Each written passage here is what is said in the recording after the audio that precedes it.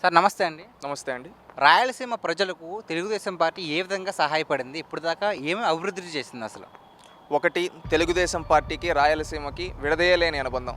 ఇది ఈ రోజటి నుంచి కాదు. గతంలో 1982లో ఎన్టీ రామారావు గారు పార్టీ పెట్టిన నాటి నుంచి నేటి వరకు తెలుగుదేశం పార్టీ ఎల్లప్పుడూ రాయలసీమ అభివృద్ధికి కట్టుబడి పనిచేసింది. గతంలో 1940ఏళ్ళలో భారతదేశానికి స్వాతంత్రం వచ్చినా అప్పటి నుంచి 1952 నుంచి జనరల్ ఎలక్షన్స్ జరుగుతూ ఉన్న భారత ప్రజాస్వామ్యంలో ఎంతోమంది ముఖ్యమంత్రులు రాయలసీమ నుంచి ఎన్నికయ్యారు, కేంద్ర మంత్రులు అయ్యారు, రాష్ట్ర మంత్రులు అయ్యారు. కానీ ఏ నాయకుడు కానీ రాయలసీమకు నీళ్లు అందించాలి అనే విషయం ఆలోచించలేదు. అదేవిధంగా రాయలసీమను అభివృద్ధి చేయాలి అని ఏ నాయకుడు వాళ్ళ రాజకీయ అవసరాల కోసం మాత్రమే ఇక్కడ ప్రజలను వాడుకున్నారు, ఫ్యాక్షనిజం చేశారు, అదేవిధంగా గూండాయిజాలు చేసి వాళ్ళ చేతుల్లో పెట్టుకోవాలనుకున్నారు. కానీ తొలిసారి ఎన్టీ రామారావు గారు పార్టీ పెట్టిన తర్వాత ఫ్యాక్షనిజాన్ని రూపుమాపడానికి కృషి చేశారు. అదేవిధంగా మనం రాయలసీమ అంటే ఇది రతనాల సీమ అని చెప్పి మనం చెప్పుకుంటాం.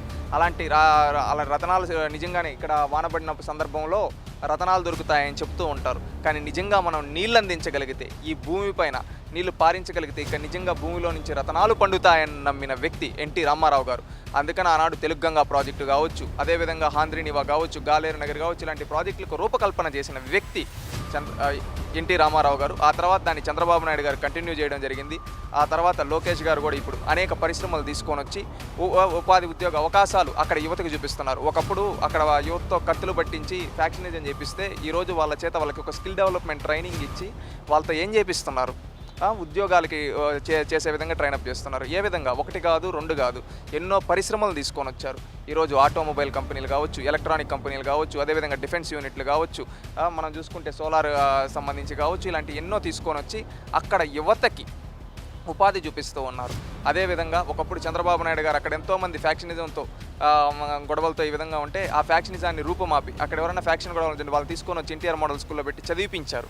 ఈ విధంగా తెలుగుదేశం పార్టీ అనేది తొలి నుంచి ఒక సిద్ధాంతపరంగా మంచి చేయాలి ఈ ప్రాంతానికి అని చెప్పి నీళ్ళు ఇవ్వడం కావచ్చు, అదేవిధంగా కత్తులు పట్టనీయకుండా కళాలు పట్టడం కావచ్చు, అదేవిధంగా ఇక్కడ బాంబులుగా తయారవ్వాల్సింది కొన్ని వినూత్నమైన కొత్త వస్తువులను తయారు చేయొచ్చు, ఇక్కడ అన్ని రీసోర్సెస్ ఉన్నాయి, దీన్ని ఉపయోగించుకోవాలి, ఇక్కడ ప్రజలకు ఉపాధి చూపించాలని తొలి నుంచి తెలుగుదేశం పార్టీ పనిచేస్తూ ఉంది రాయలసీమ అభివృద్ధి కోసం. ఇది ప్రతి ఒక్కరూ గుర్తించాలి. ఎందుకంటే రాయలసీమ బిడ్డలమని చెప్పుకున్న రాజశేఖర రెడ్డి గారు కావచ్చు, జగన్మోహన్ రెడ్డి గారు కావచ్చు, చేసింది శూన్యం రాయలసీమకి. వాళ్ళ సొంత జిల్లాలో ఉక్కు ఫ్యాక్టరీ కట్టలేకపోయారు. రాజశేఖర రెడ్డి గారు 5 ఏళ్ల పైన ముఖ్యమంత్రిగా, జగన్మోహన్ రెడ్డి గారు 5 ఏళ్ళు ముఖ్యమంత్రిగా ఉండి చేసింది శూన్యం.